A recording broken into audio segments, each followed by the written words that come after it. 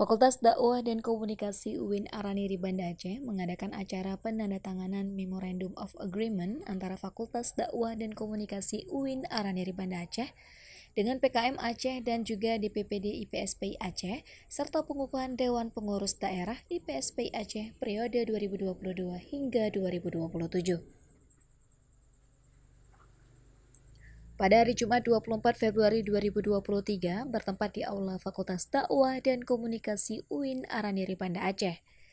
Acara ini juga turut dihadiri oleh Ketua Organisasi DPP IPSPI, Dekan Fakultas Dakwah dan Komunikasi, Kepala Dinas Sosial Aceh, Direktur PKPM Aceh, Wakil Dekan Fakultas Dakwah dan Komunikasi, dan juga seluruh Kaprodi Fakultas Dakwah dan Komunikasi dan perwakilan UNICEF Aceh. Pada kata sambutan Dekan Fakultas Dakwah dan Komunikasi, Dr. Kusumawati Hatta MPD, berharap semoga ketiga lembaga ini dapat menyatukan ide dan harapan daripada akademisi maupun juga dari masyarakat. MOA merupakan bentuk kerjasama yang meringankan segala hal baik dalam bentuk akademis maupun lainnya.